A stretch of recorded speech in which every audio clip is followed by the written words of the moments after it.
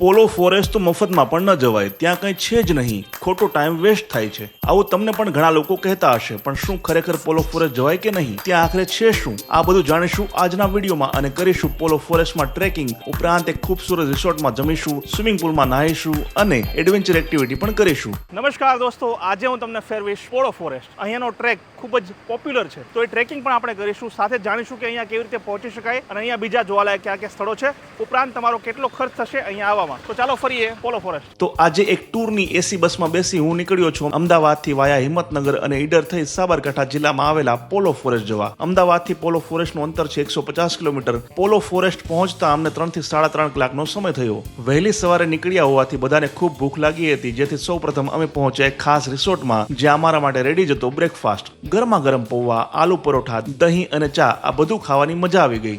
બાદમાં ફરી બસમાં બેસી 5 કિલોમીટર અંદર જંગલમાં પહોંચી ત્યાંથી એક રિક્ષામાં બેસી આવી ગયા અમે ટ્રેકિંગ રૂટ પાસે, જ્યાં અમારા લોકલ ગાઈડ લક્ષ્મણભાઈએ અમને સમજાવ્યો પોલો ફોરેસ્ટનો અર્થ. 15મી સદી યાની કે આજથી 600 વર્ષ પહેલા આ જંગલમાં એક મોટું નગર હતું. ત્યારે એ સમય દરમિયાન જે જંગલમાં આવવા માટેનો એક સાંકડો ગેટ હતો, ગેટ દ્વારા જંગલનું નામ પડ્યું છે પોળો. પોળો ગુજરાતી શબ્દ છે, પોલો ઇંગ્લિશ વર્ડ છે. જેમ અમદાવાદમાં આપણે ઘણી બધી એવી જગ્યા છે એ જે સાંકડી ગલીને આપણે પોળ તરીકે ઓળખતા હોય છે. હાથી પોળ, સુરજ પોળ, શાંત પોળ, દેસાઈ પોળ, એ રીતના એક પોળ દ્વારા જંગલમાં આવતું, જેથી નામ પડ્યું છે પોળો. ટ્રેકિંગની શરૂઆતમાં જ અમે દર્શન કર્યા 500 વર્ષ જૂના શિવ શક્તિ મંદિરના. કોઈ સમયે જે મંદિરની જાહો જલાલી હશે તે આજે લગભગ ખંડિયાર હાલતમાં છે. મંદિરમાં ભગવાનની મૂર્તિ પણ નથી, પણ હા, આજની તારીખે આ મંદિર છે ખૂબ સુંદર. મંદિરના દર્શન કરી અમે શરૂ કર્યું ટ્રેકિંગ. ચોમાસામાં તો આ જંગલની સુંદરતામાં 4 ચાંદ લાગી જાય છે. લીલાછમ વૃક્ષો, ઊંચા પહાડો અને આ ટ્રેકિંગ, ખરેખર લાજવાબ અનુભવ અમને બધાને ટ્રેકિંગમાં થયો. ઘણા સ્થળોએ તો ચઢાણ ખૂબ આકરું હોવાથી લોકો એકબીજાની મદદ કરી રહ્યા હતા, તો ઘણી જગ્યાએ નીચે ઉતરવાનું હતું. મતલબ કે આ ટ્રેકિંગ સાવ આસાન પણ નથી.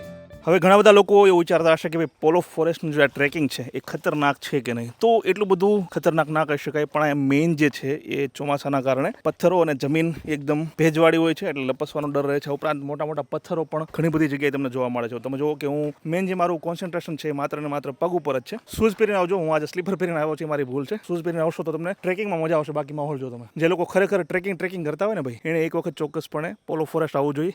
એકદમ શાંત વાતાવરણ હોવાથી પોલો ફોરેસ્ટમાં ટ્રેકિંગની મજા આવે છે. ખાસ તો દૂર દૂરથી દેખાતા ચેકડેમ અને નદીઓ જોવાથી મન ભરાય જ નહીં. ફોરેસ્ટ જે છે એની મેઇન સુંદરતા છે વચ્ચે આવતી આવી નદીઓ, નાના નાના ઝરણાઓ. તો જો એક નદી આવી ગઈ છે જે જંગલની વચ્ચે થઈને પસાર થાય છે. જો વાહ, ક્યાં બાત હે. નાની અમથી નદી છે. આવી અલગ અલગ નાની નાની નદીઓ જે છે ભેગી થઈને જે એક મોટી નદી બનતી હોય છે. એક નાનો તો ચેકડેમ બની ગયો છે. હજી એટલો વરસાદ નથી આવ્યો. બની શકે તમે આગામી સમયમાં અહીંયા આવશો તો આખું આ જે નદી છે એ ભરાઈ ગઈ છે. થોડું થોડું પાણી છે. આગળની સાઈડમાં મેઇન નદી જે આ નદી છે એને મળે છે. આ જંગલ દેખાય છે તેવું સાવ સુમસાન પણ નથી. અહીં ઘણા પશુ પક્ષીઓ પણ જોવા મળે છે. તમને બધાને ખ્યાલ છે કે આખા ગુજરાતમાં 526 પ્રકારના પક્ષીઓ છે. એમાંથી 80 પ્રકારના પક્ષીઓ આ પોળોના જંગલમાં જોવા મળતા હોય છે. સ્નેકની વાત કરીએ તો જમીન પરના સ્નેક 58 પ્રકાર, એમાંથી 32 પ્રકારના સ્નેક આ પોળોના જંગલમાં આપણને જોવા મળતા હોય છે. અમે જે ટૂરમાં ગયા છીએ તેમાં 25 વર્ષથી ઓછી ઉંમરના છોકરા છોકરીઓ વધુ છે. મોટા ભાગના પહેલી વખત પોલો ફોરેસ્ટ આવ્યા છે, તો થયું ચાલો થોડો તેમનો અનુભવ પણ જાણી લઈએ. યંગ જનરેશન ઘણું બધું અમારી સાથે છે ટ્રેકિંગમાં. તો રીલમાં જે જોવો છો એવું એડવેન્ચર છે અહીંયા. જોરદાર.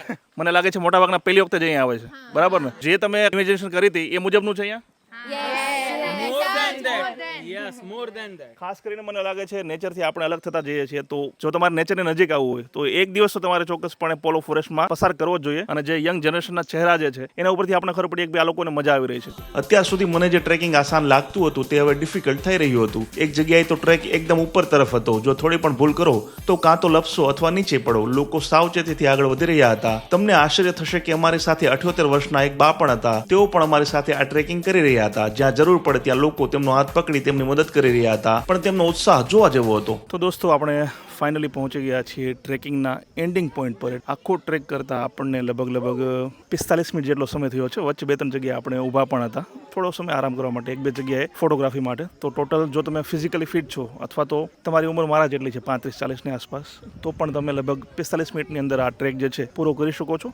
મજા આવે એવું છે, કોઈ પ્રોબ્લેમ નહીં આવે. જો તમે કોઈ પણ ઉંમરના હોય, નાનાથી લઈને મોટા, સાવ નાના બાળકો તો કદાચ ના ચાલે, 5 વર્ષની ઉપરના ચાલશે, તો તમે અહીં આવી શકો છો. ખૂબ મજા આવશે. ફરી ટ્રેકિંગ શરૂ કરી અમે પહાડની નીચે ઉતરવાનું શરૂ કર્યું. ધીમે ધીમે અમે નીચે ઉતર્યા બાદ અહીં લોકલ લોકો મકાઈ, ફ્રૂટ, પાણી, મેગી વગેરે વેચતા હતા. દોસ્તો, પોળો ફોરેસ્ટમાં ઘણા દુર્લભ મંદિરો અને સ્થાપત્યો છે, પણ અહીં જોવા જેવું છે શારણેશ્વર મંદિર. આ પણ 500 વર્ષ જૂનું છે. કોઈ સમયે આ મંદિર 2 કે 3 માળનું હતું, પણ લડાઈ અને સમયની થપાટના કારણે આ મંદિર ખૂબ જર્જરિત હાલતમાં અત્યારે છે. સરકારની ચીવટના કારણે અહીં નિયમિત સફાઈ અને સંવર્ધન થઈ રહ્યું છે. ટ્રેકિંગ પૂર્ણ કરી અને અલગ અલગ મંદિરો જોઈ ફરી અમે આવી પહોંચ્યા બપોરે 2 કલાકે અમારા રિસોર્ટમાં, જ્યાં અમે પંજાબી સબ્જી, રોટલી, ગુલાબજાંબુ, સલાડ, છાશ સહિતની વસ્તુનો આસ્વાદ માણ્યો. જંગલમાં આવેલા આવા રિસોર્ટમાં જો ભાવતું ભોજન મળી જાય તો પછી પૂછવું શું. જમ્યા બાદ અમે આ રિસોર્ટના વોટર પાર્કમાં ખૂબ નહાયા. બાદમાં અલગ અલગ એડવેન્ચર એક્ટિવિટી પણ અમારા ગ્રુપના દોસ્તોએ કરી. દૂરબીન નામની સંસ્થાના સહયોગથી અમે અમદાવાદની પોળો ફોરેસ્ટની આ 1 દિવસની ટૂર કરી. વ્યક્તિ દીઠ માત્ર 1500 રૂપિયાની આ ટૂરમાં એસી બસમાં આવવા જવાનું, રિસોર્ટમાં બ્રેકફાસ્ટ, લંચ અને હાઈ ટી, વોટર પાર્કની મજા, એડવેન્ચર એક્ટિવિટી અને ગાઈડ સાથે ટ્રેકિંગ પણ કરવા મળે છે. તમે પણ અમારી માફક પોલો ફોરેસ્ટ જવા માંગો છો તો આપેલા નંબર પર દૂરબીન સંસ્થાનો સંપર્ક કરી શકો છો. અને હા, જે લોકો કહેતા હોય ને કે પોલો ફોરેસ્ટ તો જવાય જ નહીં, તેને કહી દેજો અમે તો જવાના, તારે આવવું હોય તો આવું. તમે શું કહો છો, પોલો ફોરેસ્ટ જવાય કે નહીં? કોમેન્ટમાં જરૂર લખજો.